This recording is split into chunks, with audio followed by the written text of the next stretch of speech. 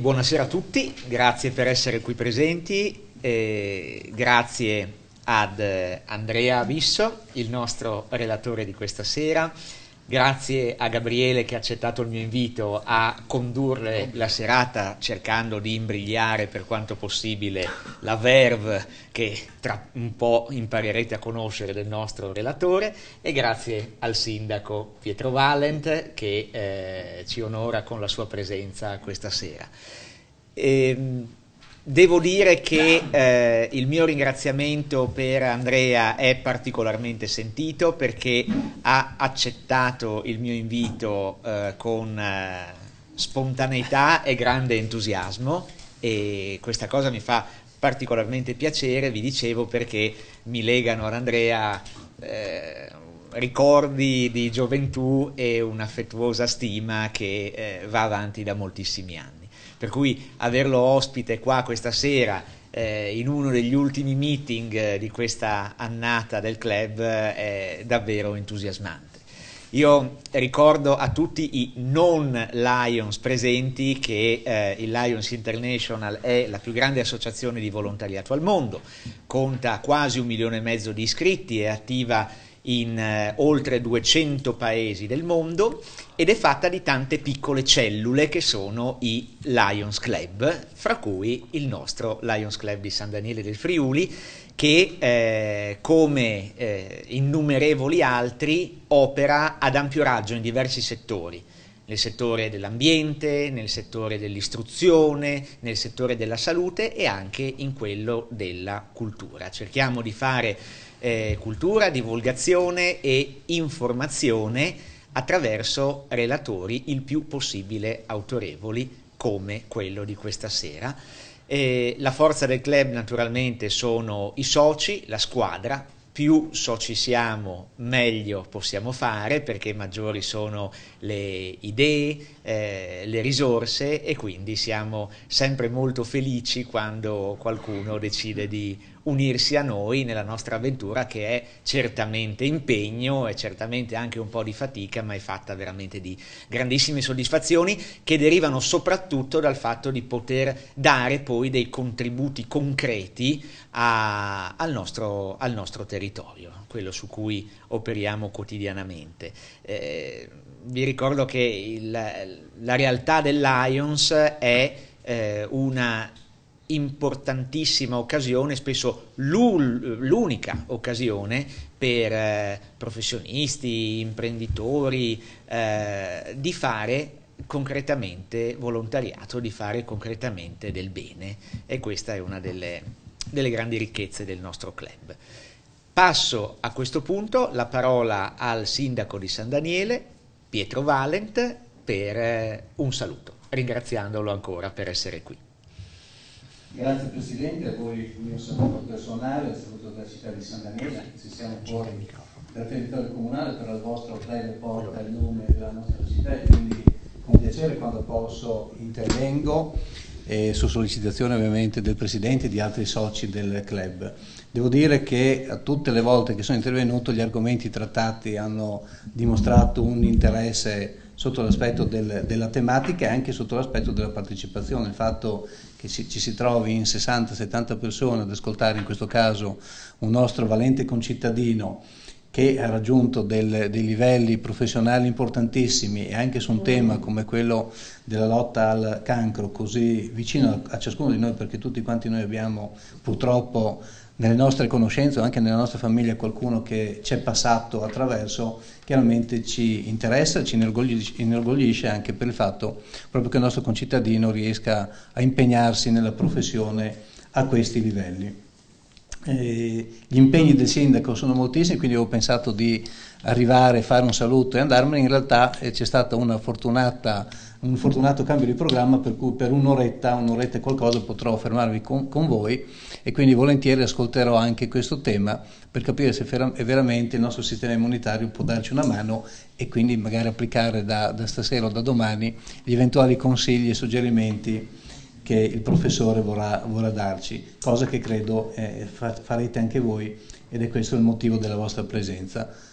Assicureremo come sempre il continuo sostegno dell'amministrazione al club, che ringraziamo anche perché non è solo l'amministrazione che sta vicino al club, ma molto spesso in diverse iniziative è stato il Lions Club di San Daniele a mettersi a disposizione, a servizio della comunità sandanielese e non solo, e quindi ecco che questo mutuo soccorso, reciproco aiuto è il miglior, diciamo, è il miglior tema da sviluppare insieme ed è il miglior sentimento da coltivare veramente fra tutti noi per il bene delle nostre comunità. Quindi grazie dell'invito e complimenti al relatore per tutto quello che ha fatto fino adesso, e siccome è molto più giovane, ha qualche anno anche meno di me, evidentemente avrà ancora molto da fare nel prossimo futuro. Grazie e buona serata a tutti.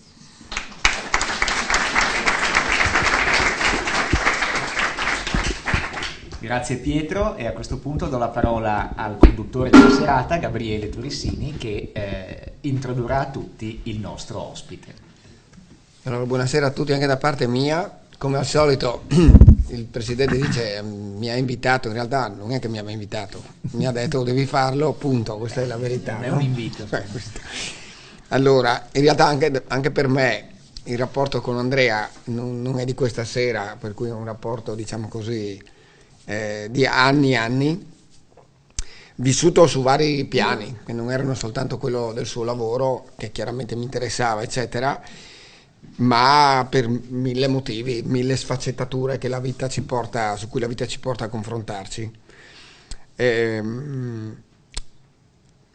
Devo dire una cosa, in realtà io qualche anno fa ho inventato un premio, no? Avevo inventato un premio durante la festa più tradizionale della città, che non sapevamo come radicare di più nell'ambito della società sandanielese, e avevo inventato un premio che si chiamava il premio della sandanielesità, che andava a cercare di premiare quei personaggi che davano lustro e che davano valenza all'essere sandanielesi, no? Poi questo premio io per motivi anche di impegni lavorativi l'ho lasciato, però per dire questa poteva essere un'occasione per riconoscere tra uno dei possibili candidati, anzi potenzialmente il candidato di quest'anno poteva essere proprio Andrea. Grazie. E mi dispiace che la parrocchia poi abbia perso questa abitudine, ma vediamo se lo facciamo riconvertire il parroco su questa strada. L'abbiamo fatto per una decina d'anni e poi chiaramente bisogna avere la forza di organizzarlo, eccetera. Per cui Andrea, preparati, perché comunque sarai nel novero dei candidati. Per cui io direi che siccome l'argomento ha un interesse incredibile per tutti, oggi pomeriggio io ero con dei clienti che mi scrivevano possiamo venire, e gli ho detto guarda sì, cerco di combinare con Franca i posti, mentre poi mi hanno detto guarda vedremo una persona perché è particolarmente interessata e così via. Io penso che sia un argomento che, come diceva il sindaco un attimo fa, tocca tutti e ciascuno nel profondo, perché la speranza che ci accompagna nel momento in cui ascoltiamo uno scienziato è chiaramente correlata a tutti gli episodi che ci hanno visto confrontarci con una malattia che poi ci ha privato di qualche affetto, di qualche persona che ci stava particolarmente a cuore. Per cui io dovrei cominciare con il curriculum, questa sarebbe la sequenza logica. In realtà così spezziamo un po' l'ambiente così tanto didascalico. In realtà a un certo punto dovete pensare che questo evento era in origine programmato qualche giorno prima del Covid. Era il 2020, come studio avevo detto Andrea guarda dobbiamo fare una cosa perché dobbiamo spiegare alla gente che cosa fai, no? A me piace che la gente Sandaniele sappia cosa fai. Per cui gli scrissi, senti comincia a dirmi in realtà come hai studiato, no? Ciao, in cosa ti sei laureato tu? Questa è la mia domanda. E lui mi risponde biotecnologie, triennale, biotecnologie mediche, specialistica, medicina molecolare, dottorato. Allora, già uno come me che di queste cose non ne capisce, immaginate che aveva un rebus e non riusciva a metterlo insieme. Però la domanda che faccio a Andrea è perché uno intraprende quel cammino prima di parlare del curriculum e soprattutto perché poi vai a cercare un dottorato in medicina molecolare. Intanto buonasera a tutti. grazie per l'invito. Non mi prolungherò molto facciamo un'altra serata in cui vi racconto gli excursus con i due personaggi qua presenti, ma mi lega assolutamente un grande affetto per loro, per quello che fanno, e devo dire mi lega un affetto viscerale con San Daniele sicuramente. Mia moglie che è qui presente ti testimonierà che ogni volta che io arrivo a San Daniele dico ma quanto bella è San Daniele arrivando da lontano, e sono orgoglioso una volta lo utilizzavo come sfondo del computer, quindi ogni volta che parlavo con qualcuno in qualche chiamata mi diceva ma che bel posto, ma dov'è? È da dove vengo io. E questo, per cui appena mi hanno detto facciamo la serata, assolutamente non c'è nessun problema, facciamo sicuramente quello che vi serve, e sono molto contento di raccontarvi quello che faccio. Non so se merito tutto questo, tutte queste parole, ma lasciatemi proiettare se funziona, perché eccoci. Allora, Gabriele mi chiedeva perché uno fa medicina molecolare, eccetera eccetera eccetera. Potrei raccontarvi tante storie che non sono vere, nel senso che poi uno le ricostruisce a posteriori e dice ho fatto perché in realtà sono cose che sono venute spontaneamente durante il tempo. Però c'è sempre una domanda che io, anche nei momenti più difficili della mia carriera, perché adesso sembra che sia tutto rose e fiori, non lo è assolutamente, come penso nell'esperienza di ciascuno di noi, abbiamo avuto dei momenti di difficoltà, momenti in cui le cose non funzionavano, cosa che ci guida in quello che facciamo. Quindi questa è una cosa a cui io penso sempre, quindi ogni momento, e questo mi guidava anche quando io ho iniziato a studiare. E se voi vi chiedete, io penso che molti di noi o tutti ci siamo chiesti perché faccio una certa cosa, dove voglio andare nel medio e lungo termine, e la mia risposta è qua, ma non l'ho trovata quando ho fatto medicina molecolare, l'ho trovata più recentemente. Però in realtà questa è una foto che ho preso un giorno che sono andato in una ditta di Leiden in Olanda dove vivo, e c'era questa scritta su un muro: siamo ribelli nell'interesse dei pazienti. Qualche giorno dopo sono andato a un congresso e ho sentito questa frase che ho fatto mia. È di Henry Termeer, che è stato un grande pioniere che ha fondato un'azienda che ha curato tantissimi bambini con malattie genetiche, è uno dei pionieri, tanto che a Boston c'è una piazza intitolata a lui, tanto per dire, Boston è la capitale, diciamo, del biotech del mondo. E lui dice che noi dobbiamo prendere i rischi, va bene anche fallire, l'importante è che la nostra responsabilità è fare quello che è impossibile per fare la differenza per i pazienti. Quindi a me ha sempre guidato questa cosa, voler capire il perché queste malattie si sviluppano, in particolare i tumori, e la risposta è venuta nel tempo, quindi andare a capire poi gli aspetti molecolari, quelli che sono veramente le basi genetiche, i meccanismi che stanno alla base. È per quello che ho fatto medicina molecolare. E quindi questo è un po' quello che io ho davanti a me sempre. Io penso sempre, ok, io voglio portare una terapia a un paziente. Lo posso fare in tanti modi, si può fare in diversi modi, contribuire, essendo gli attori principali, poi si può essere di supporto, si può agire in diversi momenti. Prego. Dottore, io sono un po' sotto, se non alza la voce io non capisco. Oh, ok. Benissimo. Si sente? Sì, sì. Ok. Ricomincio? No. Vi faccio un piccolo excursus, se volete, di cosa ho fatto nella storia. Sono partito da studiare biologia e mi fa piacere che c'è la mia professoressa di biologia del liceo che ho invitato stasera, e come dicevo prima scherzosamente a mia moglie, è tutta colpa sua se io sono qua stasera, perché è lei che mi ha anche ispirato in tempi non sospetti qualche anno fa. Da lì ho fatto biotecnologia a Trieste e poi il dottorato in medicina molecolare, come vi dicevo. Questo sono io molti anni e chili fa che difendevo la tesi di dottorato in questo caso.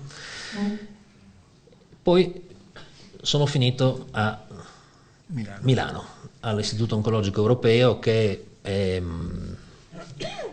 dovrebbe essere, era, probabilmente lo è ancora, una delle istituzioni più importanti che abbiamo in Italia per la ricerca sul cancro, e questo è culminato in alcune pubblicazioni, tra cui questa che ha avuto un po' di risonanza anche sulla stampa non specialistica. Questo è un articolo che era uscito sul Messaggero poco prima che scoppiasse il Covid, ed era quello di cui avremmo dovuto parlare nella serata che Gabriele citava prima.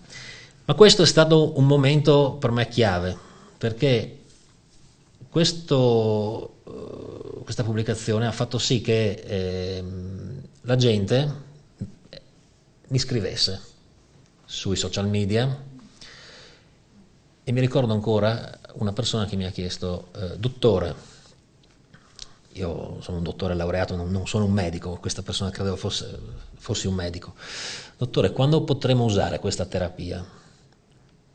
Questo per me è stato scioccante, perché io ho fatto ricerca per 15 anni a livello accademico, e la vera risposta è probabilmente mai. Cosa devo dire a questa persona? Devo rispondergli che mai? Forse i suoi nipoti? E quindi lì mi sono reso conto che quello che stavo facendo era estremamente interessante, era estremamente importante, ma anche lontano da un'applicazione. Ed è stato quello il momento in cui ho pensato di dover fare qualcosa di diverso, e mi sono spostato nella parte biotech. È stata una mossa un po' folle, perché c'era il Covid, siamo partiti con mia moglie e 2 figli che erano piccoli dall'Italia, ci siamo trasferiti in Olanda, ed è stata un'esperienza entusiasmante, perché in 3 anni sono diventato amministratore delegato praticamente della company in cui ero stato assunto e questo era il team con cui lavoravo, io sono là dietro in fondo. È stata un'esperienza bellissima, abbiamo cominciato a lavorare sull'immunoterapia. Poi la vita mi ha portato da altre parti e attualmente continuo a vivere in Olanda, ma lavoro per una company scozzese che si chiama Rook & Bio, ha sede a Glasgow, Motherwell per l'esattezza. Questi siamo noi, sono io, siamo il mio team. Questo è di un mese fa, eravamo a San Diego negli Stati Uniti a uno dei più grossi, il più importante evento per la ricerca sul cancro, che si tiene una volta all'anno. Quindi questo è stato un po' il mio percorso, e ho cercato di spiegarvi quali sono le motivazioni, ma io ho messo un sottotitolo, no? 5 lezioni, non so se sono delle lezioni, ma insomma 5 punti che vorrei toccare con voi. Posso farti una domanda? Ti interrompo sì, solo per un motivo. Anzi, per favore, se avete domande, a me piace interagire. Allora, quindi... tu sei, quando ci sentivamo, dico, una volta a settimana a Milano, no? Perché uno fa il salto nella biotecnologia? Qual è la chiave che ti porta alla biotecnologia, e perché la biotecnologia? Rispetto all'accademia? Certo. Ma allora, ci sono tanti motivi. Tu ti avvicini più al pratico, diciamo, con la assolutamente sì, okay. Assolutamente sì. Sono ambienti completamente diversi di lavoro, organizzazioni che funzionano in maniera molto diversa. Si studiano sempre le cellule, come funzionano, come non funzionano, ma la prospettiva è molto molto diversa. Nella parte accademica sei più orientato alla conoscenza, a creare conoscenza, a capire come una cellula, come un tumore si sviluppa, quali sono i meccanismi. E spesso, soprattutto in Italia, purtroppo, si ferma lì. La biotecnologia invece ha un altro obiettivo.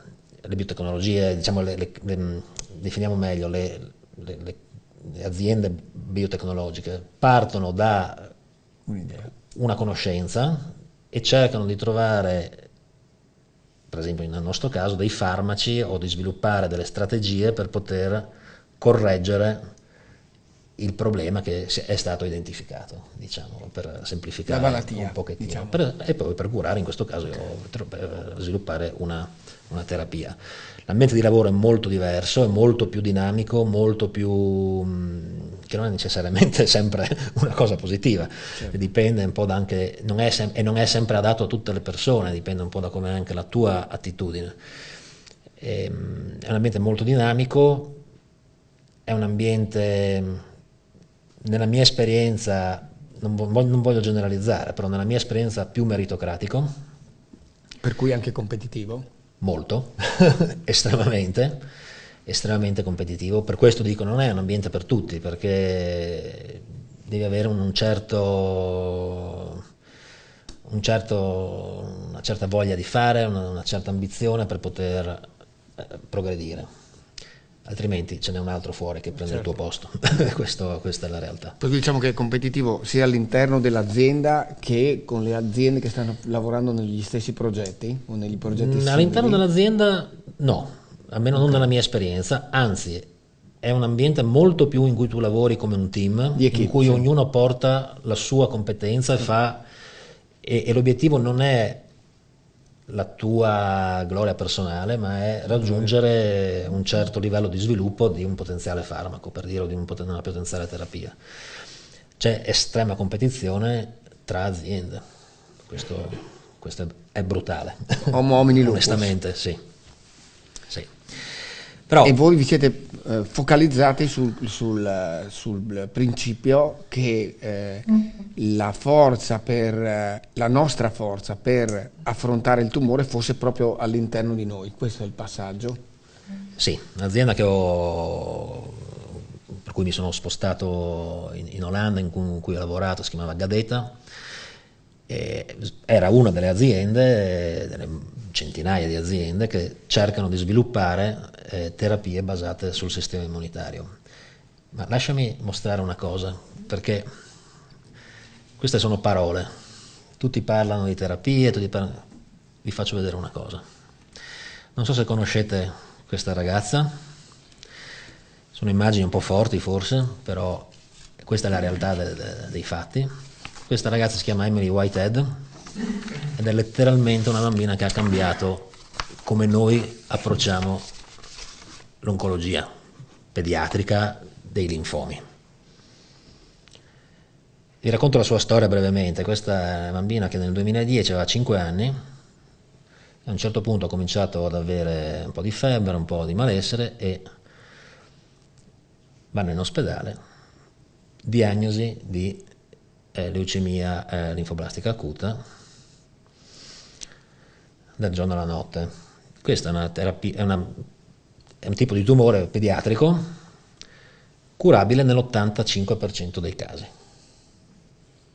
Cominciano la terapia, risponde, purtroppo era nel 15%, ha una ricaduta nel 2011, fa un altro ciclo di terapie tradizionali, chemioterapia, ha una seconda progressione. Per farla breve, ad aprile 2012 chiamano i genitori, gli dicono portatela a casa e godetevi gli ultimi giorni che avete con lei. Fortunatamente per lei, il giorno prima, o almeno così la raccontano, comunque poco prima,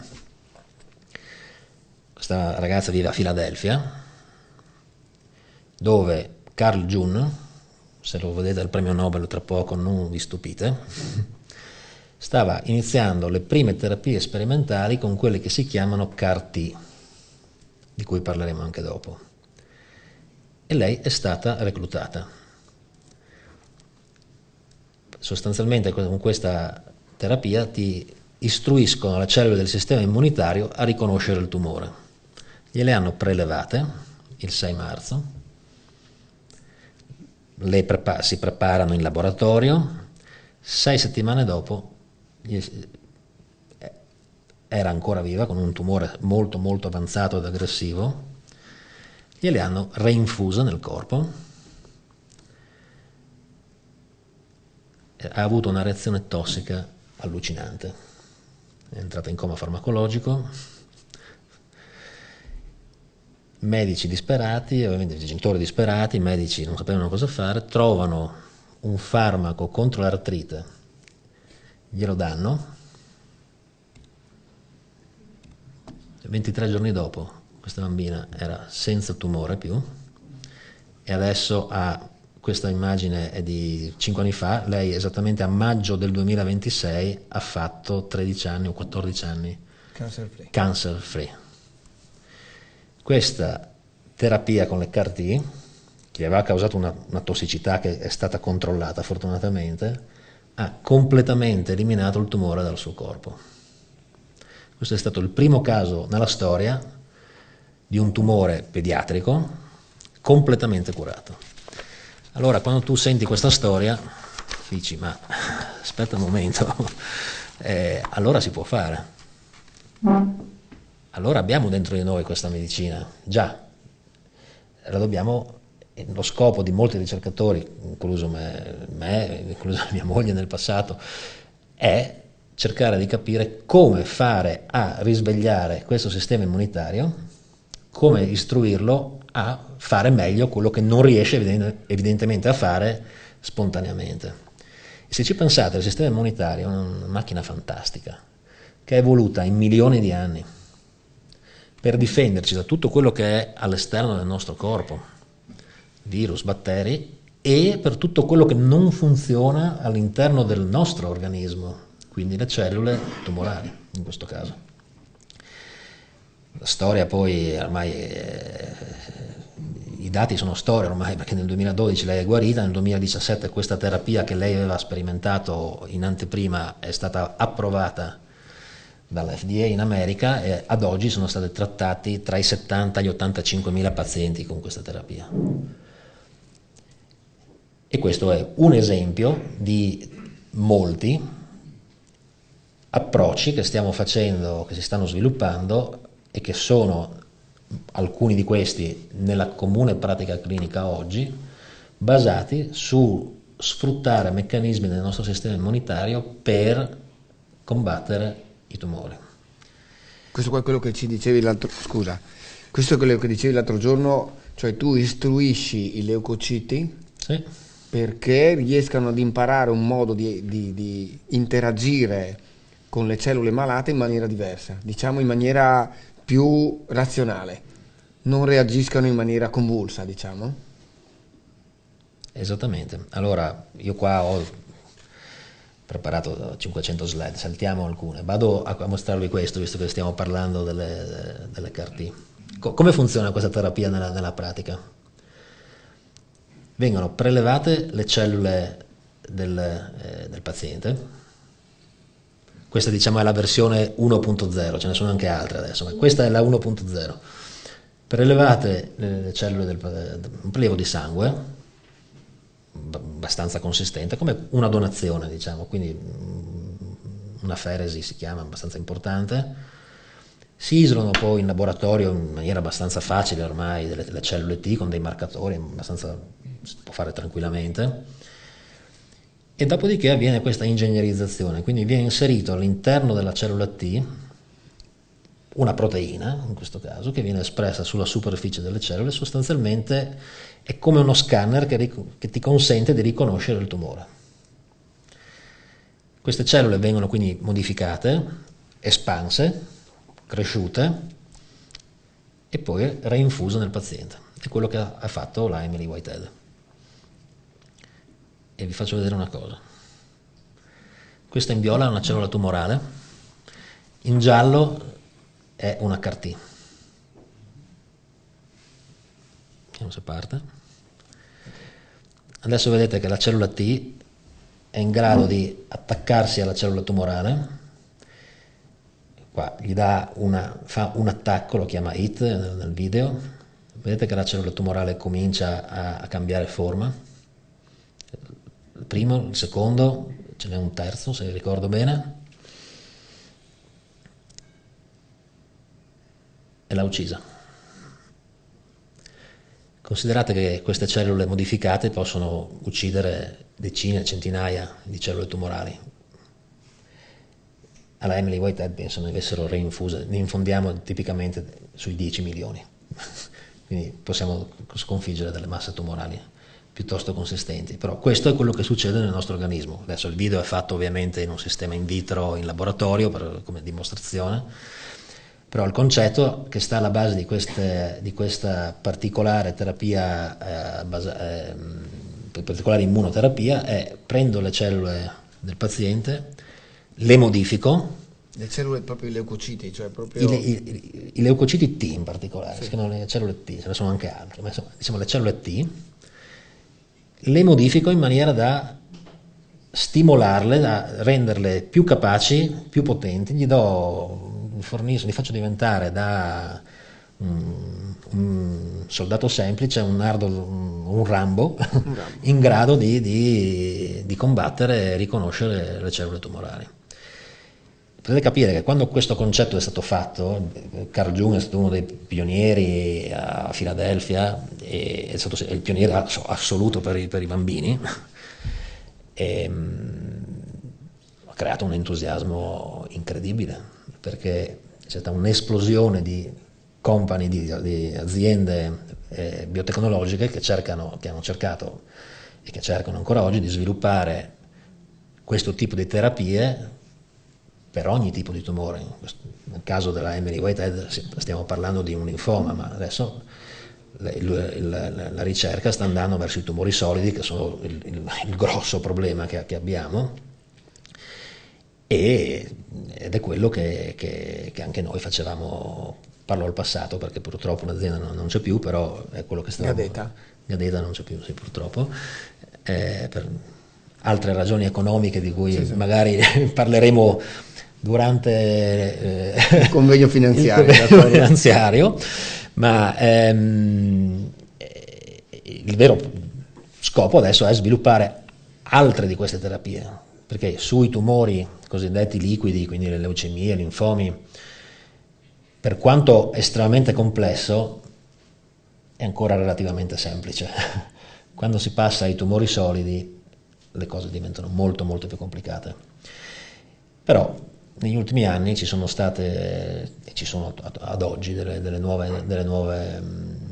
nuovi approcci simili a questo come concetto, adesso senza andare troppo nel dettaglio tecnico, però il concetto è molto simile, che stanno dimostrando nei trial clinici di essere di successo. Infatti tu, una delle lezioni su cui focalizzavamo la serata era il fatto di dire che non c'è un tumore, ma ci sono n tumori. Tu dicevi 1, 10, 100.000 tumori. Sì, esatto.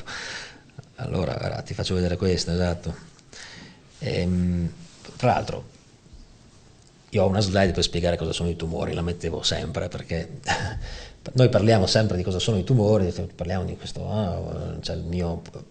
Purtroppo dovete, come ben sapete, perché circa il 30-40% della mortalità della popolazione è dovuta a tumori.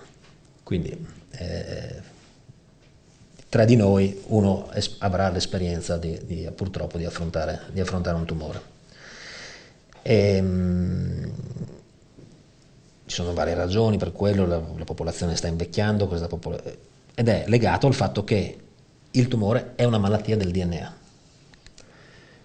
Si acquisiscono mutazioni, sostanzialmente le cellule normali cosa fanno? Fanno la loro funzione nel nostro organismo, si proliferano, crescono in maniera normale, formano un tessuto che è organizzato, sono i nostri organi. e quando devono essere eliminate perché diventano vecchie, perché non funzionano più, vengono eliminate spesso dal sistema immunitario di cui parlavamo prima. Durante la replicazione di queste cellule ci possono venire degli errori. Considerate che il DNA viene replicato, ci sono milioni di basi che devono essere copiate, e come si faceva nel Medioevo con i libri a mano, e ogni tanto un errore viene fuori. Tipicamente c'è un errore ogni 1000 basi, quindi è abbastanza frequente. Però abbiamo anche un sacco di sistemi per riparare questi errori, per controllarli, quindi non preoccupatevi, la maggior parte di questi errori viene riparato. Quando questo non succede per qualche ragione,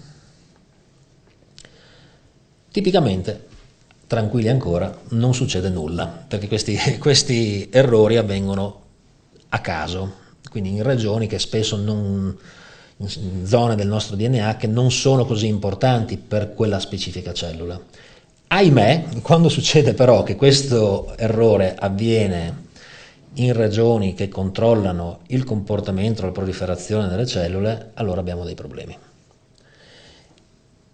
E le cellule cominciano a non rispondere più a quello che è la loro fisiologia e diventano cellule trasformate e formano un tessuto neoplastico.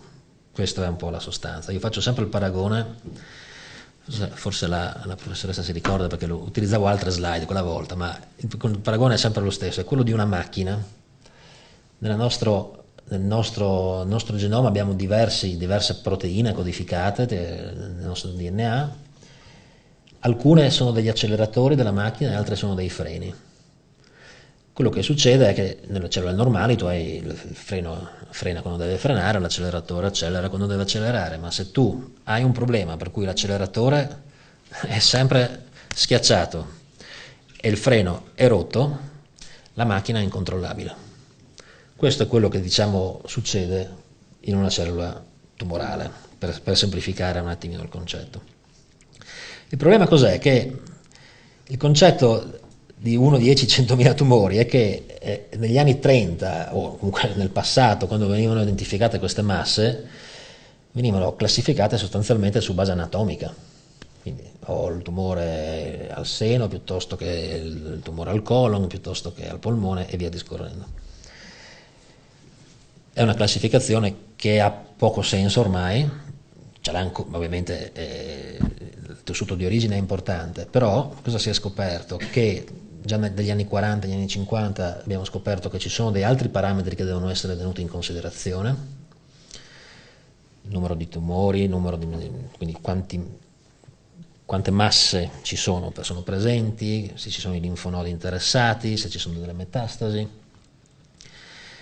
Poi con l'evoluzione negli anni 60-70 si è cominciato a utilizzare la classificazione istologica, quindi basata sull'osservazione al microscopio e quindi si è cominciato a capire che ci sono dei tumori che sì, hanno la stessa origine dallo stesso organo, ma se tu li guardi al microscopio sono molto diversi e quindi si comincia a classificarli come, per esempio in questo caso, faccio sempre l'esempio del tumore al seno perché è purtroppo dei più comuni, anche uno di quelli che conosciamo meglio. Ci sono per esempio quelli luminali piuttosto che quelli basali, piuttosto che quelli lobulari, hanno degli aspetti caratteristici che un anatomopatologo riconosce. Io ci ho provato, per me sono tutti uguali, però un esperto poi, un occhio esperto li sa riconoscere. Ma questo non è abbastanza. Fino al 2000 abbiamo continuato con questa classificazione che si usa ancora oggi, però con l'evoluzione della biologia molecolare, della medicina molecolare di cui parlavamo prima, abbiamo scoperto che in realtà anche all'interno di tumori che sembrano uguali abbiamo della diversità che è dovuta a delle caratteristiche molecolari che non si vedono a occhio nudo ma che si possono misurare con altri strumenti che sono stati sviluppati negli anni. E questo ha portato a far sì che abbiamo una caratterizzazione. È come andare con un telescopio, abbiamo telescopi sempre più potenti, una volta vedevamo solo la Luna, adesso scopriamo che ci sono pianeti in altri sistemi solari. Qua andiamo sempre più nel dettaglio e scopriamo che ci sono delle firme genetiche che ti dicono questi qua sono due microfoni, ma sono diversi. E adesso li posso riconoscere sulla base delle caratteristiche molecolari. Non basta. Questa complessità molecolare è talmente elevata che ormai non classifichiamo più i tumori li classifichiamo ancora su base molecolare, ma non li classificheremo più su base molecolare, ma arriveremo al fatto, a quella che chiamiamo medicina personalizzata. Forse ne avete sentito parlare, si sente spesso in televisione anche, ma cosa vuol dire? Che sostanzialmente ogni tumore è biologicamente diverso dall'altro. Perché non abbiamo ancora curato i tumori? Perché quali abbiamo curato? Ognuno è diverso, è estremamente complicato riuscire a capire questa diversità e a caratterizzarla. Quando tu pensi di aver capito uno, c'è l'eccezione. Andrea, tu mi stai dicendo, quando noi allora abbiamo mappato il genoma, quando noi mapperemo tutti i tumori, la strada per trovare le cure sarà più semplice o sarà comunque, sì, diciamo, meno accidentata? La mia risposta è sì, altrimenti non farei quello che faccio, come ho detto all'inizio, non sarei qua a cercare di farlo. Assolutamente sì, le combinazioni, siamo fatti di materia finita, il nostro corpo ha un certo numero di geni, un certo numero di cellule, a un certo punto prima o poi riusciremo a mappare tutto e a capire. Non è domani, altrimenti sarei disoccupato, per fortuna, da quel punto di vista, per sfortuna dal punto di vista dei pazienti. È estremamente complicato perché considera che nel nostro organismo ci sono circa 30.000 geni diversamente regolati in ogni cellula. Quindi se tu provi a fare l'aspetto combinatoriale solo assumendo che siano accesi o spenti, perché in realtà non è solo così, ma che esistono anche diversi livelli che aumentano ancora di più la complessità, è una sfida eccezionale, che è anche una sfida che stimola me e tutti gli altri ricercatori, immagino, che stanno lavorando su questi aspetti o su altri.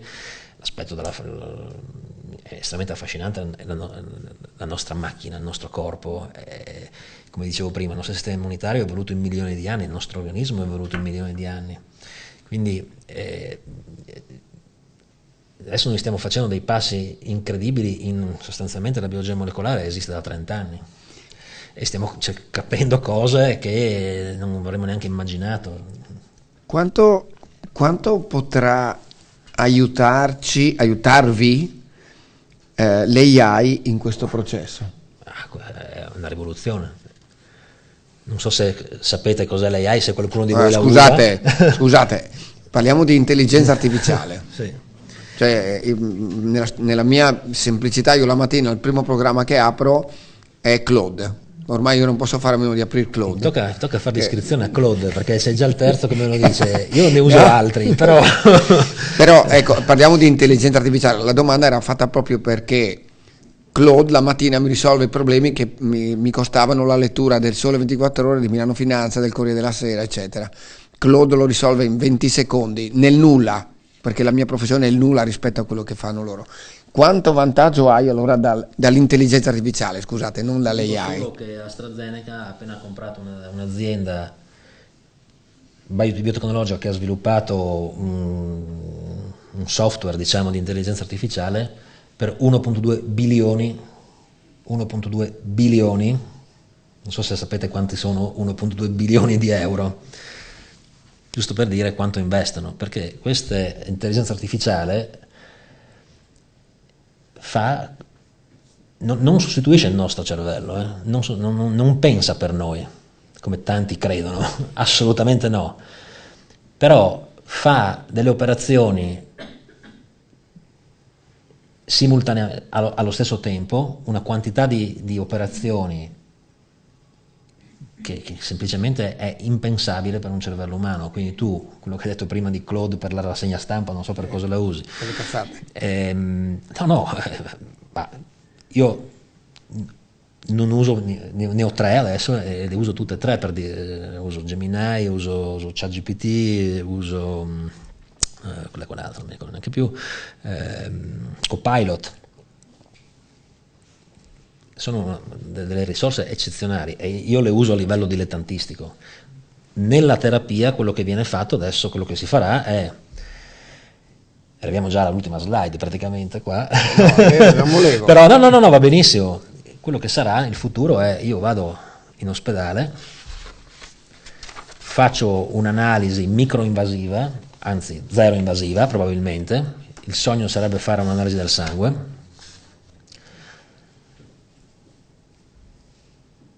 estraggo dei dati da singole cellule circolanti o addirittura del DNA circolante che è stato rilasciato da cellule tumorali che si stanno sviluppando in qualche parte remota del nostro organismo, io lo riesco a catturare, lo analizzo, lo infilo dentro un software di AI sviluppato ad hoc e questo in 10 secondi mi dice ok, guarda che tu fra X tempo hai il rischio del 50, 60, 70, 10% di sviluppare un tumore di questo tipo che avrà queste caratteristiche e devi usare quindi in questo caso la medicina A, B e C. Il correttore ABC. Questo è quello a cui arriveremo. Vorrei fosse così, non è così oggi. Abbiamo una versione low throughput, come si dice, a basso come si dice, bassa processività, quindi riusciamo a farlo manualmente per alcuni marcatori, li riusciamo ad analizzare e ad avere un approccio di medicina personalizzato, per cui sappiamo che se un tumore ha certi marcatori, per esempio lo vedete qua in questa slide, in questa cellula che era rappresentata qua, è un tumore al seno molto caratteristico, sappiamo che se ci sono certi marcatori di superficie possiamo utilizzare certi tipi di terapie che sono già presenti da anni nella pratica clinica, che hanno completamente rivoluzionato la prognosi di queste persone, completamente. Senti Andrea, allora, anche per noi che siamo, tanto così è tempo di bere, no? Noi quando parliamo di cura, oggi come oggi ci troviamo di fronte a una barriera, una sorta di ostacolo che ci fa paura, che è la chemioterapia. No, perché il primo approccio quando tu affronti una malattia di questo tipo è la chemio. Ecco, allora io ti chiedo, quello di cui abbiamo parlato fino adesso è l'evoluzione della cura, però oggi nel tempo come si è evoluto questo passaggio? Cioè oggi la chemio è ancora valida o la chemio è uno strumento superato? Tu mi facevi un paragone l'altro giorno che mi ha fatto pensare molto, no? Cioè tu dici la chemio è utile, perché la chemio in realtà non è che sia qualcosa di astronomico, no? Riconosce tutto ciò che prolifera velocemente. Per cui, cavoli, ho detto, già lì era un miracolo. È ovvio che poi, lasciate i casi particolari come il mio, la prima cosa che perdi sono i capelli, perché le cellule del cuoio capelluto si rigenerano con una velocità sorprendente, per cui la chemio non le riconosce, le abbatte. Allora, da lì ci siamo, no? Con la chemio tu mi dicevi comunque è utile. Ecco, cosa abbiamo imparato da quello e come ci stiamo evolvendo per arrivare al discorso che stavamo facendo un attimo fa? Ma allora, la chemioterapia è assolutamente lo standard attuale di trattamento della stragrande maggioranza dei tumori e non dobbiamo averne paura, perché comunque è una terapia importante, non nascondiamoci, è una terapia che ha degli effetti tossici, ma non è che l'immunoterapia sia una passeggiata. Sì, l'abbiamo visto prima. Avete visto Emily Whitehead, vi raccontavo, questa ha fatto il trattamento, è quasi morta, poi l'hanno salvata grazie a questo farmaco anti-artrite, fortunatamente. Scusa, ti interrompo solo per... Quanto è casuale il fatto di aver azzeccato il farmaco anti-artrite? No, zero. Ok. Nel senso, quello che succede con queste terapie è che tu stai mettendo una bomba atomica, certo, stai armando queste cellule T con una bomba atomica sostanzialmente. Quindi queste fanno quello che devono fare sul tumore, però Girano. hai un rilascio di citochine, si chiamano, che ti causano sostanzialmente uno shock anafilattico, non possiamo assimilarlo. È una situazione molto molto grave di reazione sistemica. È un'invasione. Lei. Sì, esatto. Il farmaco per l'artrite blocca alcune di queste citochine. Quindi loro hanno scoperto che lei aveva queste citochine molto elevate nell'organismo e hanno detto questo farmaco non è mai stato utilizzato per questo scopo, ma è in pratica clinica, si può utilizzare, gliel'hanno dato, è risolto in 24 ore. Perfetto. E fortunatamente poi si è risolto anche il suo tumore. Per cui chiaramente da azione e reazione. Per cui Sì, non sì, era... sì. No, adesso questo infatti è uno degli aspetti che in tutte queste terapie si sa che una delle reazioni che si aspetta è questa, si chiama sindrome di rilascio delle citochine, e ci sono diversi punti di intervento con dei farmaci per cui si può controllare. È una situazione che richiede ospedalizzazione, che richiede, e infatti qua ci colleghiamo alla chemioterapia se vuoi, perché non denigriamola, perché qui avevo preparato una slide in cui facevo vedere un po' come è evoluta un po' la terapia di diversi tumori in generale. Generalizziamo un pochettino qua per tutti i tumori. Si faceva solo chirurgia sostanzialmente in passato. Ho trovato questa immagine tra l'altro del 1700 di come facevano una sorta di chirurgia del tumore al seno. Non voglio neanche sapere quale fosse stato l'esito alla fine, immagino non molto buono, ma sostanzialmente fino agli anni 70 si faceva chirurgia, si poteva utilizzare della radioterapia, che utilizziamo ancora oggi. Sostanzialmente la radioterapia va a causare ancora più danni, perché le cellule tumorali paradossalmente sono talmente malmesse che non riescono a riparare i danni, ovviamente, quindi se tu glieli fai, alla fine gliene fai talmente tanti che muoiono, mentre le cellule normali dovrebbero riuscire a riparare. Però capite che stiamo andando col macete qua, non è una terapia molto, molto raffinata. Lo sviluppo della chemioterapia, che è ancora oggi il gold standard di trattamento per la stragrande maggioranza dei casi, ha rivoluzionato comunque la prognosi e abbiamo imparato a utilizzarla sempre meglio. Quindi gli effetti collaterali che ci sono, e ci sono ancora oggi, li riusciamo a controllare molto bene. Abbiamo dei dosaggi che abbiamo imparato che non serve dare sempre il dosaggio massimo perché si spera in Dio, ma si dà il dosaggio giusto, che è quello che darà l'effetto. Quindi ci sono diversi modi per cui la chemioterapia è stata migliorata ed ha dei grandissimi vantaggi. La chemioterapia costa poco, si può fare ovunque nel mondo, ti basta avere una flebo. Se in certi casi ti basta prendere una pastiglia, non ti serve neanche l'ospedalizzazione. Quindi è molto democratica, la puoi utilizzare dalla Nuova Zelanda all'Alaska, dalla punta del Sudafrica alla Norvegia, dove vuoi, non c'è problema.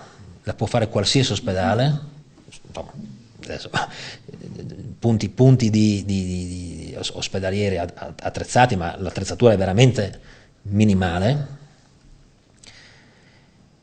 Mentre per fare le terapie mirate che sono state sviluppate negli anni 90, in cui abbiamo cominciato a capire che abbiamo fatto quelle mappe che vi dicevo prima dei tumori, per cui abbiamo scoperto che c'è la proteina A che non funziona piuttosto che la proteina B, allora ho un farmaco che la colpisce. Bene, già qua cominciamo a parlare di terapie che costano 10 volte di più, non tutti se le possono permettere, che per poter essere date devono avere una diagnosi fatta con dei macchinari che non sono presenti in tutti gli ospedali. Quindi comincia a essere una terapia più non voglio dire di elite, ma deve essere data, non può essere purtroppo data a tutti, perché ha dei costi che non sono sostenibili per la sanità. E non parliamo neanche dell'immunoterapia, perché per l'immunoterapia hai bisogno di avere ospedalizzazione. Adesso non siamo più ai livelli di Emily Whitehead, che è stata mesi in ospedale per fare il trattamento, adesso si fa nel giro di 2 o 3 settimane. Però questi trattamenti richiedono una camera isolata, non devi essere a contatto con nessuno per 2 o 3 settimane, e richiedono una tecnologia di ingegnerizzazione delle cellule che non è disponibile in tutti gli ospedali. In Italia si fa in 2 o 3 centri, non si fa dappertutto, e i costi sono 10 volte quelli delle terapie mirate, quindi siamo a livelli 100 volte superiori alla chemioterapia.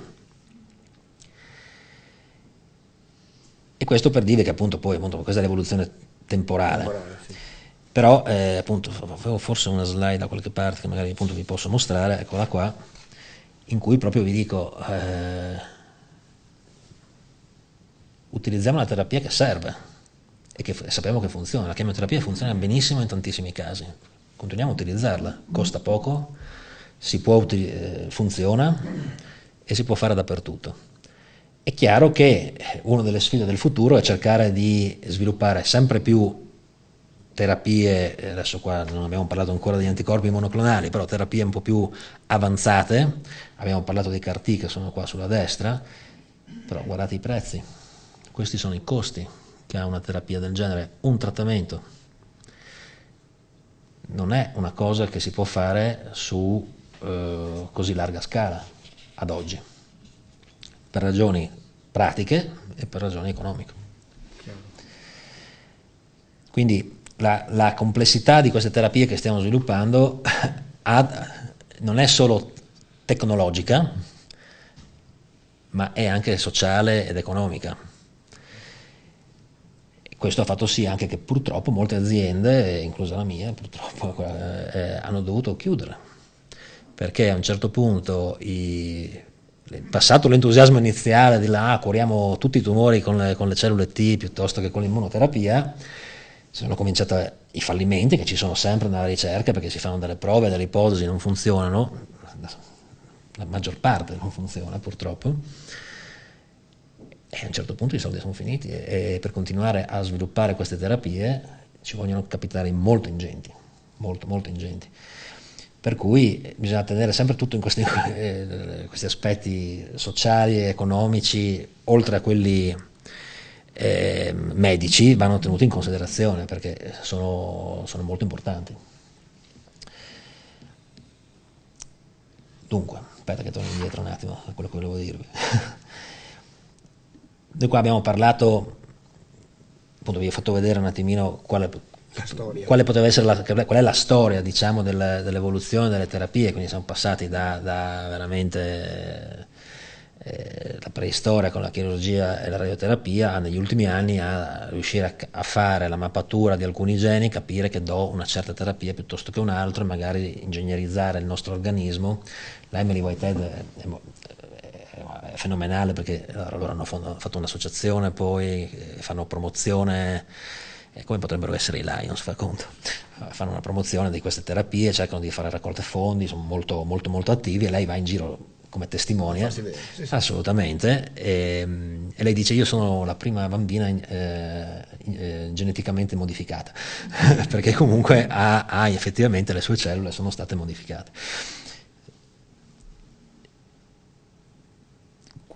Questa è la slide più complicata che ho, però vi mostro una alla volta. Ci sono dei numeri, guardiamo i numeri. Queste sono tutte. È una panoramica di tutti, della maggior parte almeno degli approcci basati sul sistema immunitario che abbiamo sviluppato o che stiamo sviluppando come ricercatori nel mondo. I più avanzati, i più importanti, che sono in pratica clinica ad oggi, e che sono i farmaci che danno il più grosso reddito alle aziende che li producono, parliamo di 30-40 bilioni di euro al semestre. Ok? Questi sono i fatturati. Per capirci, bilioni sono miliardi di euro. 30 miliardi di euro. Ma qui, scusa, siamo per cui la Big Pharma ha già messo a sistema questo tipo di processo? Assolutamente sì. Ok, vuol dire che praticamente il sistema funziona circa così: c'è l'università, tu correggimi, c'è l'università che studia, dà il primo seme a una piccola azienda che fa biotech, la piccola azienda prende questo seme e cerca di svilupparlo nel migliore modo possibile. Chiaramente deve ricevere fondi, finché ha fondi va avanti la ricerca, se i fondi mancano la ricerca si interrompe. Se la ricerca va avanti fino a un punto in cui la Big Pharma, quando parliamo di Big Pharma parliamo delle grandi aziende farmaceutiche mondiali, Roche, Novartis, piuttosto che possiamo citarne Pfizer, quelle che volete, Merck, no? Sanofi, Bayer. Ecco, queste entrano nel processo, arrivano quando vedono che quel seme che era stato messo sottoterra ha cominciato a germogliare, se no non entrano in gioco, perché loro devono comunque far business, capite? Cioè comunque devono far soldi, dimmi se sbaglio. Vedono il germoglio, a quel punto colgono l'occasione pensando che possa diventare un loro business, non per dissacrare quello che fanno le Big Pharma. Non parliamo di aspetti etici perché entriamo in un campo minato, però sicuramente l'azienda farmaceutica grossa entra in gioco. C'è anche una slide qua che te lo diceva più o meno. Ti faccio saltare di là, scusa. No, tranquillo, è una conversazione. La Big Pharma entra in gioco soprattutto negli aspetti più tardivi dello sviluppo di una terapia, perché c'è bisogno di tanto capitale. Dovete capire che tutte le sperimentazioni cliniche, tutte, il 95%, il 99% sono finanziate con i soldi privati delle aziende e costano tanto, perché avete visto quanto costa un trattamento di un'immunoterapia. Quindi è sostanzialmente quasi impossibile che l'università o comunque lo Stato riesca a finanziare a questo livello. Biotech si contano sulla punta delle dita di una mano, quelle che sono riuscite ad arrivare a sviluppare. Ne abbiamo un caso qui, mia moglie lavora in una di quelle, ma sono veramente pochissime, perché il capitale che serve per arrivare a fare un clinical trial, parliamo di 500 milioni di euro o più,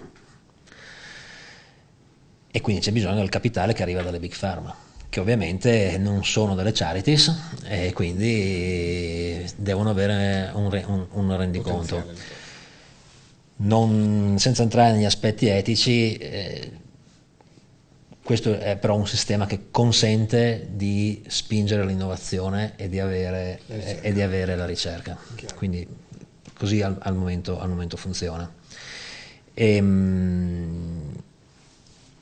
E niente, quindi questi sono un pochettino gli aspetti, diciamo, i ruoli che possono avere le diverse associazioni. Io ti avevo interrotto, scusa, alla 13 perché diciamo appunto che se non hai cambiato l'ordine ovviamente. Sì, l'ho cambiato ovviamente, ma non importa.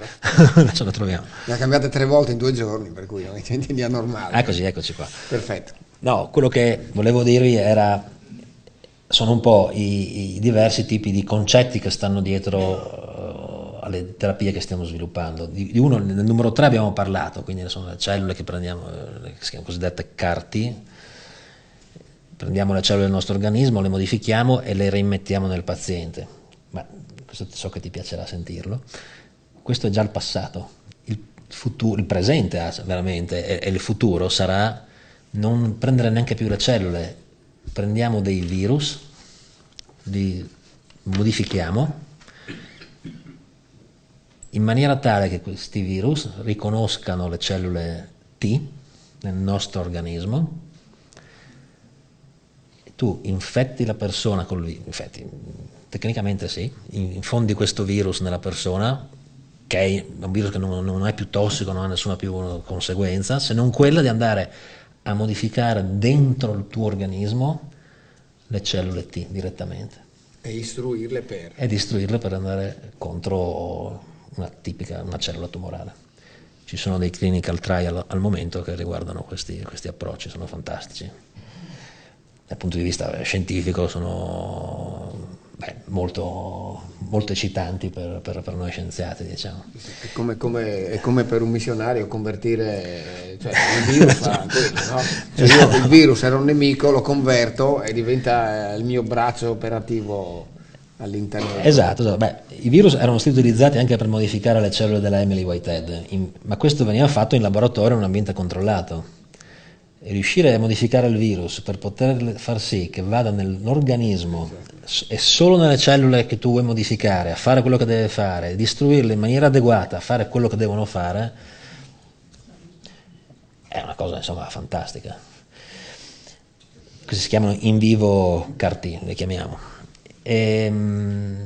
Ma quello che dicevo prima, ci sono si chiamano checkpoint inhibitors in inglese, ma sono sostanzialmente degli anticorpi che sono stati generati per andare a bloccare alcune interazioni tra la cellula tumorale e il nostro sistema immunitario. Queste interazioni fanno sì che le nostre cellule, perché il nostro sistema immunitario non funziona? Noi ce l'abbiamo il sistema immunitario, perché si sviluppa un tumore se abbiamo il sistema immunitario? Perché il tumore ha imparato, evolve, è una macchina evolutiva incredibile, evolve dei meccanismi per cui riesce a superare tutte le barriere del nostro sistema immunitario.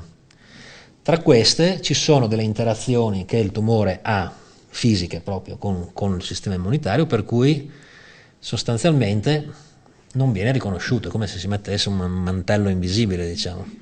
Bene, con questi checkpoint inhibitors hanno vinto il premio Nobel, tanto per dirla, sono stati scoperti i meccanismi, sono stati scoperti 20 anni fa e poi sono stati sviluppati dei farmaci che vanno a bloccare questi meccanismi inibitori del sistema immunitario, quindi gli consentono al sistema immunitario di essere molto più reattivo contro un certo tumore.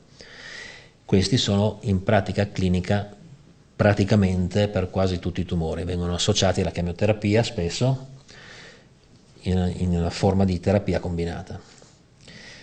Il punto 2 è ancora più interessante, su questo ci stiamo lavorando anche nella mia attuale azienda molto, molto attivamente. Si chiamano, non so come tradurlo in italiano, si chiamano T-cell engager, sostanzialmente sono sono sempre degli anticorpi, sono sempre delle proteine che sono state fatte in modo da poter sostanzialmente,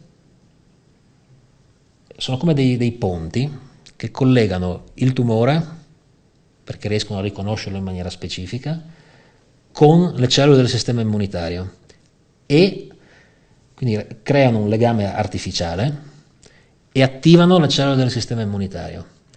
Quindi in questo caso tu non hai bisogno di prendere le cellule, come era stato l'esempio della Emily, modificarle, rimettere nell'organismo.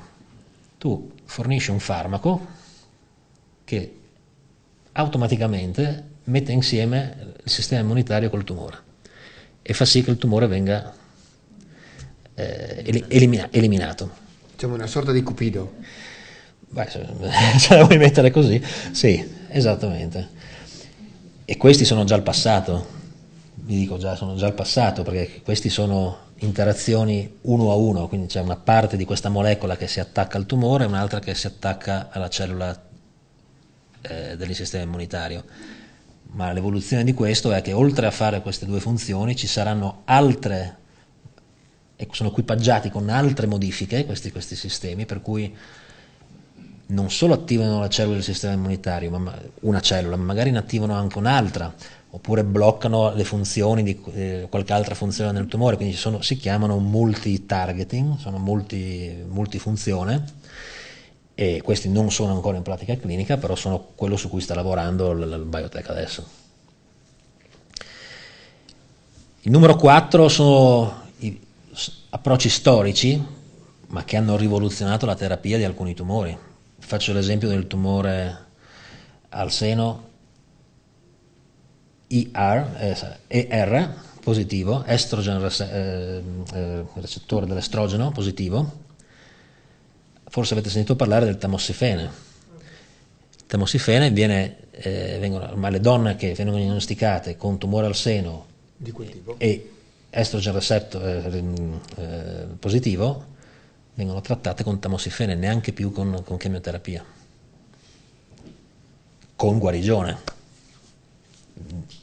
Purtroppo non in tutti i casi, perché appunto il tumore è questa incredibile macchina evolutiva e ogni tanto scappano.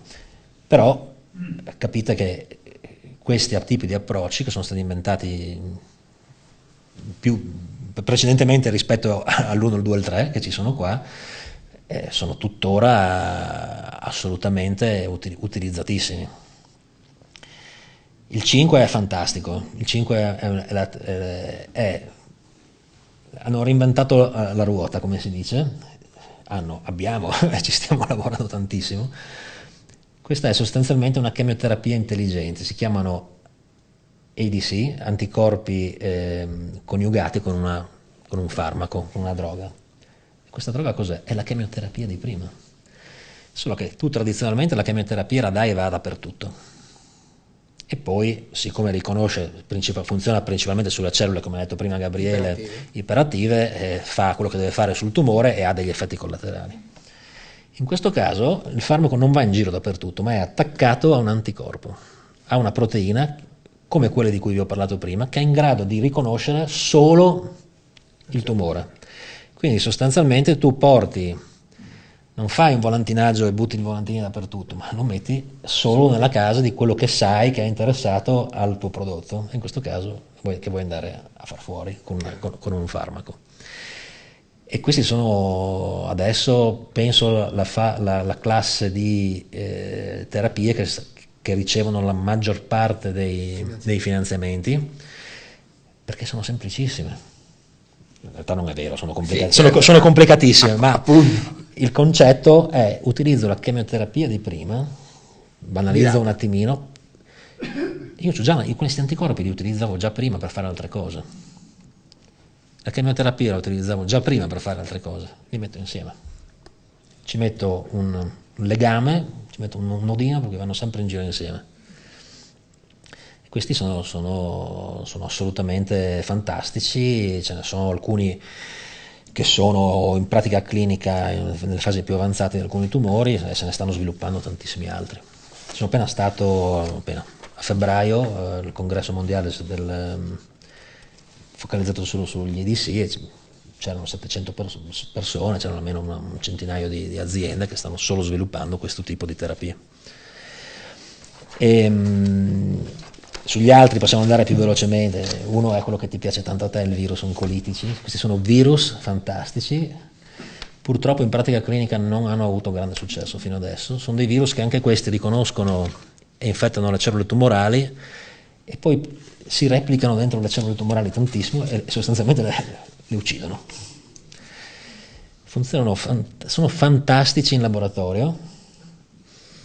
I pazienti purtroppo fino adesso non hanno funzionato, non si è ancora capito bene perché, però è una classe che è un po' meno in voga al momento, ma che ha una sua potenzialità teoricamente. Posso farti una domanda a questo proposito? Perché tu fai questo discorso del funzionano in vitro, quando io non li vedo funzionare poi iniettati nel corpo in realtà non funzionano. Ecco, lo scienziato in quel momento cosa prova? Per essere, come si dice, educato, ti direi che non è molto contento. Ecco, diciamo che mettiamola in questo modo qua. Ci piace avere delle sfide e risolvere dei problemi, e questo è sicuramente una grossa sfida. Se noi ricercatori avessimo curato tanti pazienti quanti cellule in vitro o modelli animali abbiamo curato nei nostri laboratori, non ci sarebbero più malattie. Purtroppo i modelli che utilizziamo sono dei modelli e quindi hanno dei limiti. Quindi quello che tu studi nel tuo laboratorio in condizioni controllate è una approssimazione, oserei dire quasi ridicola, della realtà. Quindi una volta un investitore mi disse: basta perdere tempo a fare esperimenti in laboratorio, l'unica cosa che conta è il clinical trial, quindi devi andare nel paziente il prima possibile, lui dice. Perché purtroppo la verità è che appunto fai i virus, funzionano benissimo, sei tutto entusiasta, vai nei pazienti e poi non funzionano. E allora lì comincia la sfida, che è assolutamente stimolante da quel punto di vista, di capire perché non stanno funzionando e cosa abbiamo fatto di sbagliato. La risposta è: non abbiamo fatto niente di sbagliato, semplicemente quello che dicevo prima, quei 30.000 geni combinati insieme, modificati in certo modo, sono un attimino complicati da ricapitolare in un sistema controllato, quindi è estremamente complicato. Però da come ti sento parlare, da come ti sentiamo parlare, non c'è mai la frustrazione dell'obiettivo non colto, quanto c'è la ricerca spasmodica di cogliere l'obiettivo. Ma perché sono un attore nato?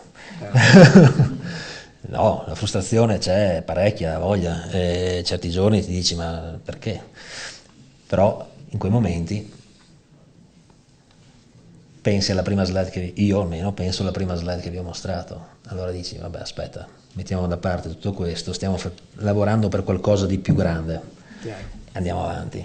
E dal punto di vista poi scientifico così sicuramente queste sono sfide stimolanti, cioè pensavo di aver capito tutto, in realtà no, non ho capito, ho capito forse una minima parte di tutto il resto. Però, quella volta che funziona, Immagino. Allora basta, fine. Hai lasciato il tuo segno Nella storia dell'umanità. beh, adesso non esageriamo, ma insomma, sì. hai portato il tuo mattoncino. Posso dirvi un esempio? Esempio numero 2 qua, nella ditta dove lavoro adesso. Noi facciamo ricerca a conto terzi, diciamo, offriamo servizi per la ricerca. Il mio ruolo attuale è quello di, quello che dico, è stringere più mani possibili e fare più interazioni possibili. Cerco di avere, il mio ruolo è quello di creare opportunità di collaborazione tra la nostra azienda e altre, perché noi forniamo competenza in ambito immunologico, quindi aiutiamo altre aziende a sviluppare i loro prodotti. Siamo bravini, diciamo, anche molto, in certi settori. Uno di questi è il punto 2 di questa slide. Stiamo collaborando con un'azienda americana che è venuta da noi, che ci usa come partner, collaboratore preferito, abbiamo un rapporto da molti anni. E loro stanno sviluppando un nuovo tipo di anticorpo in grado di stimolare le cellule T, che è migliore di quello che è attualmente in clinica, o che vorrebbe essere migliore di quello che è attualmente in clinica. Noi abbiamo caratterizzato l'aspetto in vitro, quindi in laboratorio, e i dati dicono che è migliore per diversi aspetti, molto più sensibile, molto più efficace, dura molto di più l'effetto, sono diversi parametri.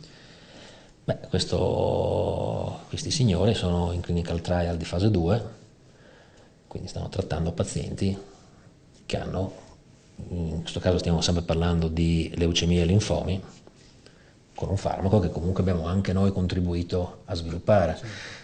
Non io in laboratorio, per loro fortuna, ma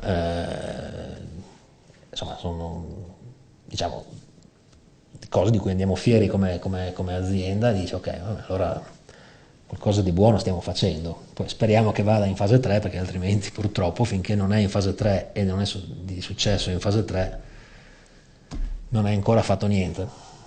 Sei sempre per strada. Sei sempre per strada, finché non sei arrivato alla fine non è fatta, quindi aspettiamo. Però magari lì potrei parlarvi di un'altra di queste lezioni che ho imparato, no?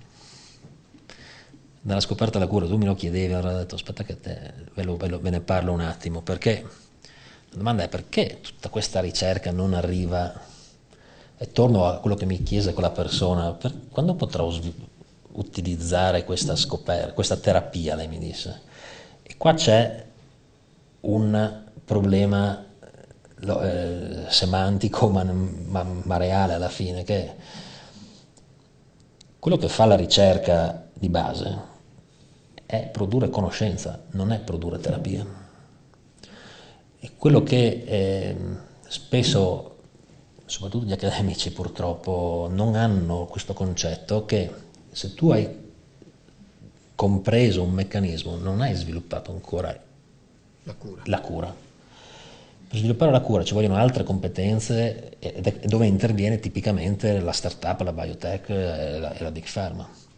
Quindi se tu pensi a un processo di sviluppo di un farmaco, tu cominci da una fase cosiddetta zero, in cui hai la scoperta scientifica, tutto quello che si fa in laboratorio, tutto quello nelle università, nei centri di ricerca, quello che ho fatto per tantissimi anni.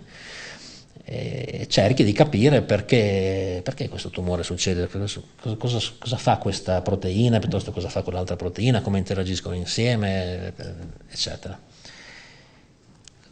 Quando hai scoperto che c'è un meccanismo che effettivamente, quando il freno o l'acceleratore di cui parlavamo prima non funziona più, allora aspetta, devo ripararlo. E come faccio? E allora lì cominci a fare ricerca traslazionale, sempre di base, ma più orientata a trovare delle molecole, a sviluppare quelli che potranno essere i farmaci del domani.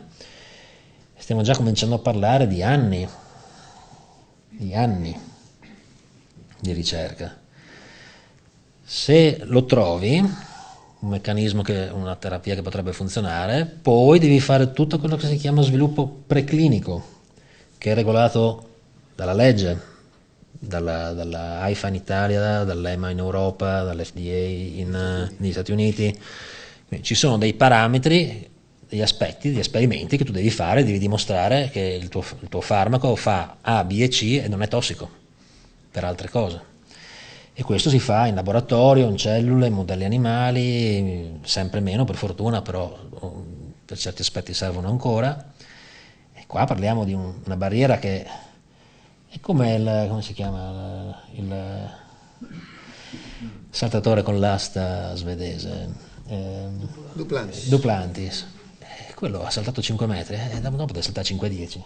6 metri, 6 metri e 10, qua è sempre più in alto e devi sempre saltare, se non salti non hai vinto.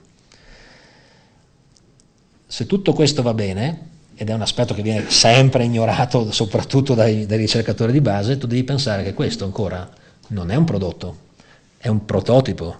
Tu per poter arrivare a un prodotto devi riuscirlo a produrre. Quindi quando mi dicono che bravo che sei a fare la pizza, sì, il livello olandese diciamo è un po' basso, quindi mi vanto di essere bravo, ma dici ma che non apri una pizzeria? Ma sì, una pizzeria, faccio una pizza alla volta io, non ne faccio 100 all'ora, cioè per riuscire a fare un prodotto è completamente diversa dal prototipo, deve essere, devi riuscire a produrlo, quindi devono esserci dei sistemi per poter farlo su una scala che ti consente di avere dei costi ragionevoli, un ammontare di prodotto sufficiente per poter trattare i pazienti. E questo si chiama GMP, tutti degli aspetti regolatori che ti portano ad avere l'approvazione per andare nel paziente. Se tutto questo funziona, hai l'approvazione per fare il clinical trial. E qua entriamo qua siamo già stimati 5 anni, entriamo in un clinical trial di fase 1. Fase 1 vuol dire tratti 10-15 pazienti solo per capire che non ci sono effetti tossici. Non vai a cercare di curarli, speri di curarli, ma cerchi di capire qual è il livello posso darti una pastiglia, 2 pastiglie, 3 pastiglie, 10 pastiglie, senza che ti viene un effetto collaterale grave. Se questo succede, passi alla fase 2. Considera che noi come azienda in Olanda avevamo fatto fase 1, una fase 1 di 9 pazienti, 9, niente, sono 6 milioni di euro. 4 anni fa, adesso probabilmente sono di più. Quindi ai costi, il numero di molecole e le tempistiche diventano, il molecole è sempre più piccolo, le tempistiche sempre più lunghe, i costi esponenziali. Se passi la fase 1 vai alla fase 2, la fase 2 vuole vedere l'efficacia su 100-200 pazienti, dipende un po' dal tipo di patologia, eccetera, spesso in un centro unico, ma preferibilmente in più, quindi è un piccolo studio clinico. Se funziona, che vuol dire nel caso dei tumori dell'oncologia deve essere migliore dell'attuale terapia, non è che ai pazienti non gli danno il placebo, niente, o la terapia, gli danno sempre la terapia migliore che c'è attuale, più la terapia migliore più la tua. Se funziona vai alla fase 3, allora lì vai a un centro, è uno studio in diversi stati, in diversi continenti, con migliaia di pazienti. Se vedi efficacia anche lì, allora è fatta, nel senso dovrebbe essere approvato e a quel punto viene messo in commercio, viene messo in pratica clinica. E poi c'è la fase 4 che monitorano a lungo termine quelli che possono essere gli effetti collaterali rarissimi che tu non vedi se non tratti milioni di pazienti, perché ce ne sono uno ogni milione. Questo è lo sviluppo. Quindi quando mi dicono perché la terapia non arriva, perché le ricerche che noi di cui sentiamo sono ricerche che fanno conoscenza ma non fanno terapia, non stiamo parlando di terapie. Quindi questa persona che mi chiedeva a suo tempo quando potremo beneficiare, 15 anni se tutto va bene, forse. Però io dovrei chiederti adesso, ovviamente, a parte direi di fargli un bella pausa Andrea, perché è stata veramente spettacolare, a parte interessante. Io direi, se posso chiederti, noi, questo è il processo canonico, diciamo così, no? Però esistono dei processi che in questo momento sono in fase 2 e fase 3? Sì, esistono anche dei processi che saltano delle fasi, ne conosciamo uno tutti, il Covid. Ci sono delle procedure di urgenza dovute, nel caso della pandemia, al fatto che ci fosse una pandemia, ma ci sono anche dei casi in cui il farmaco funziona talmente bene, che di solito questi studi vengono fatti in doppio cieco, quindi nessuno sa cosa stai prendendo tranne un computer. Però quando cominci a vedere che c'è una risposta che è sopra una certa frazione, ci sono non tantissimi, ma ci sono stati degli esempi fortunatamente in cui la sperimentazione è stata immediatamente accelerata, nel senso di bloccata, e il farmaco è stato approvato, è stato dato a tutti immediatamente, perché se tutti rispondono basta, fine, si passa allo step successivo. C'è un esempio, uno di questi farmaci intelligenti è per una leucemia che ha una particolare alterazione, per cui è stato scoperto, tanto una storia, c'è un libro, non mi ricordo esattamente il titolo, te lo manderò, che racconta la storia di questo farmaco, perché era un farmaco che era stato scartato perché, insomma, varie ragioni. È stato ripreso, questo farmaco blocca esattamente questa proteina, ci si ficca in mezzo e ne blocca la funzione perfettamente, e questa leucemia è stata trattata, cominciata a trattare questa leucemia che ha questa alterazione con questo farmaco, sostanzialmente è passata da essere incurabile a essere completamente curata. Purtroppo il tumore anche lì è più furbo di noi ed è evoluto, ci sono purtroppo anche in quel caso lì ci sono dei casi in cui non funziona più a un certo punto, però sono una minoranza. È stata una rivoluzione. Quindi questa molecola si chiama Glivet, durante la terapia era talmente drammatica l'impatto, immediatamente approvato. Covid uguale. Adesso al di là di tutte le polemiche sui vaccini eccetera, c'era un effetto talmente evidente, oltre al fatto che c'è stata una fase accelerata per cui hanno fatto fase 1, fase 2, fase 3 insieme, basta, è stato approvato in maniera d'urgenza, l'abbiamo preso tutti, nessuno di noi credo abbia avuto effetti più di tanto strani, e la cosa è passata. Senti Andrea, una domanda, dopo chiaramente se volete fare domande la facciamo, le faccio l'ultima io perché è una cosa che mi... Tu cosa vorresti che le persone, che tutti noi capissero del valore della ricerca? Ho capito la domanda io prima. Ma ti rispondo con una fotografia che avevo messo qua per un altro, volevo parlarti di un'altra cosa su quello, ma te la metto qua. Non so se conoscete questa, probabilmente no, tranne forse mia moglie.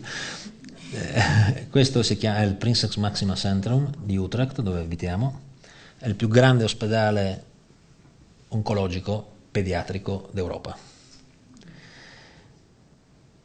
Allora quando tu sei che fai il tuo lavoro, sei sempre lì che pensi, ok, devo fare quello, devo fare quell'altro, ho tante cose da fare, devo fare l'esperimento, devo parlare con un collaboratore, sei lì focalizzato sulle tue piccolezze di ogni giorno.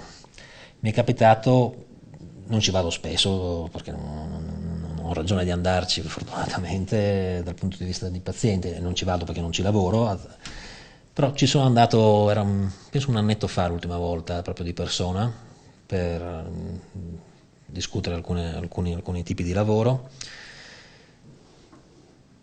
E cosa devi capire? Devi capire che questa è la motivazione che ci deve spingere a sostenere la ricerca. Cioè, quando tu entri in questo ospedale, non è un ospedale in cui vedi persone che stanno male, anziani, insomma, che hanno comunque fatto la loro vita, in qualche modo. Questi sono bambini di 4, 5, 6, 8 anni. Non ti dico che mi sono messo a piangere, ma quasi, perché comunque dici ok, aspetta un attimo, allora tutti i problemi di cui mi lamentavo del mio cliente, della mia cosa, del mio progetto che non funziona, dell'esperimento che non mi è venuto bene, del mio collaboratore, la persona del mio team che mi ha rotto le scatole oggi perché questo e quell'altro. Basta, fine. Questo è quello che io dico, bisogna... Quando torno indietro e penso, perché cosa dobbiamo capire? Dobbiamo capire che dobbiamo fare ricerca per curare in primis questi bambini, e poi tutti gli altri ovviamente anche. E dovete capire che questa ricerca è estremamente complicata, ma spero che l'abbiate capito. Richiede tanto tempo, tanta pazienza, si usa tanto questa parola resilienza adesso, perché appunto purtroppo i fallimenti e le difficoltà sono di più dei successi, purtroppo, e c'è bisogno di sostegno. Il sostegno non è solo quello economico, ovviamente, che deve arrivare da aziende, da investitori, dal sistema sanitario eventualmente in alcune condizioni, ma deve essere anche appunto un sostegno morale e una società che deve rendersi conto che appunto, quando queste cose mi fanno abbastanza innervosire, quando sento scetticismi scientifici o il fatto che il Big Pharma ha dei complotti e delle cose, no. Big Pharma non è una charity, quindi per carità di Dio loro devono comunque tirare alla fine un profitto alla fine del mese. Ma quello che anima la maggior parte delle persone che lavorano in questo settore è la voglia di fare la differenza per i pazienti. Questo è.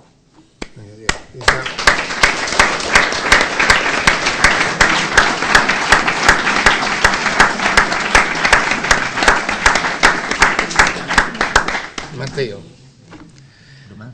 raccontiamo della cena. c'è qualche domanda? Eccola. Volevo fare una domanda patriottica. In Italia, che contributo dà a questi nuovi terapie straordinarie?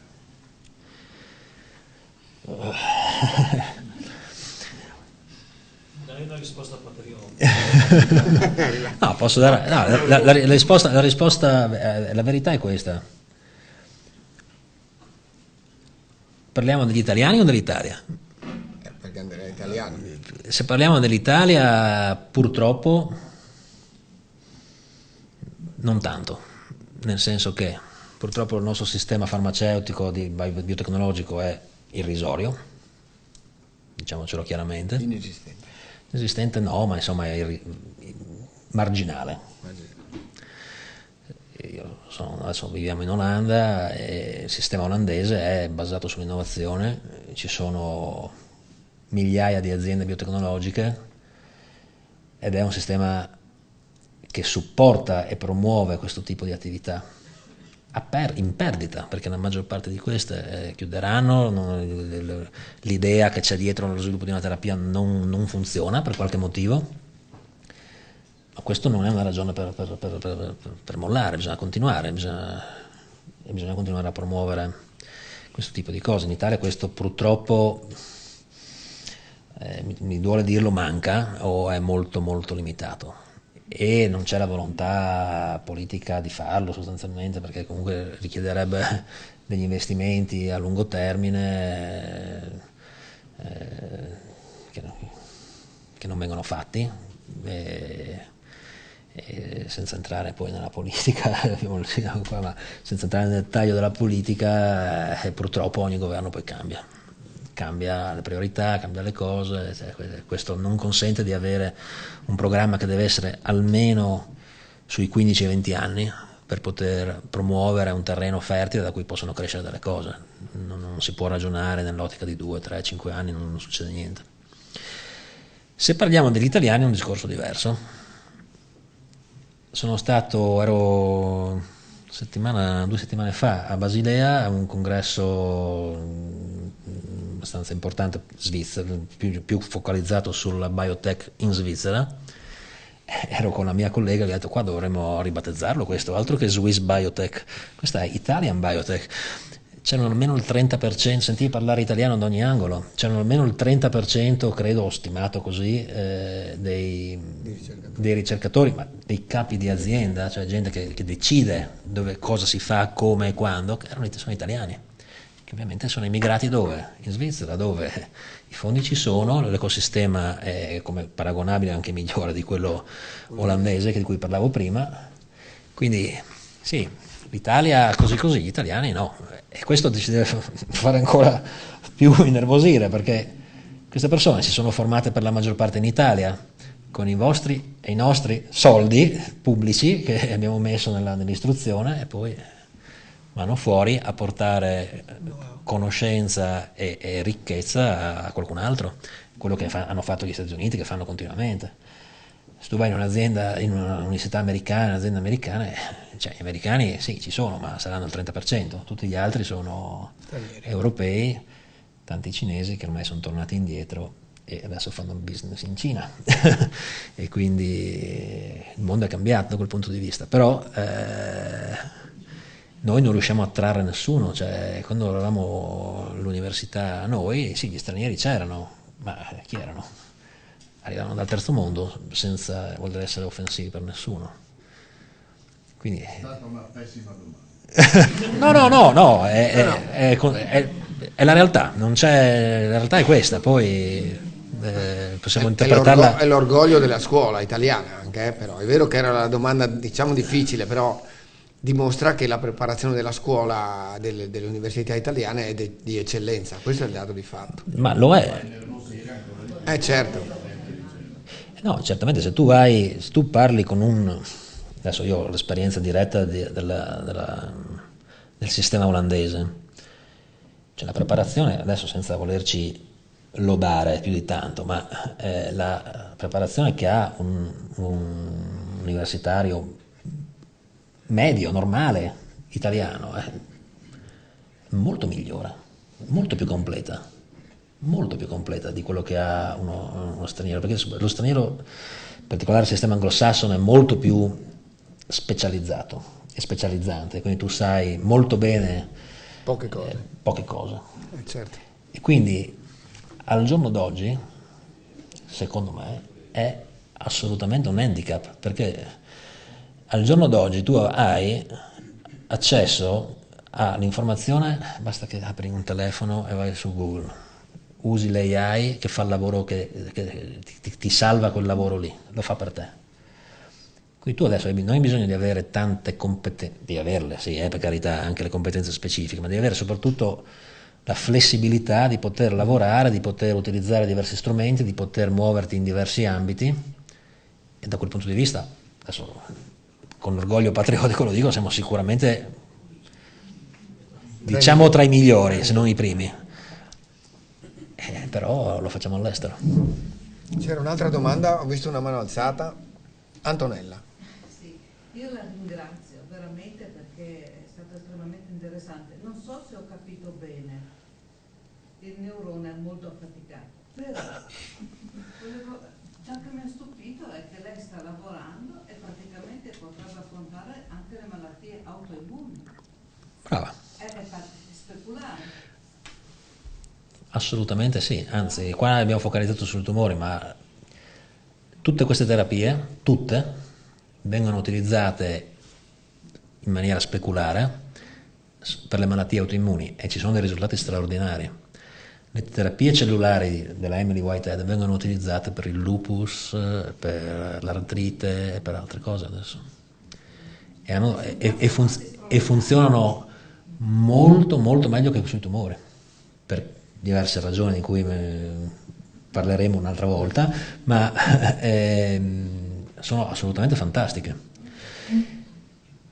E molte delle aziende che hanno sviluppato, che stanno sviluppando queste terapie, hanno aperto un settore per l'autoimmunità, e molte fanno solo autoimmunità adesso, perché il business è enorme, parlando dalla parte dell'aspetto economico. Non ci sono sostanzialmente cure, perché per l'autoimmunità attualmente prendi dei farmaci tutta la vita per cercare di tenere a bada il sistema immunitario, che in quel caso è il sistema immunitario che funziona troppo invece che non funzionare, e in maniera non specifica. E quindi sono terapie palliative in molti casi, per cui non risolvi. C'è un caso che leggevo una settimana fa, un caso sperimentale di una persona che aveva sviluppato 3 diverse patologie autoimmuni,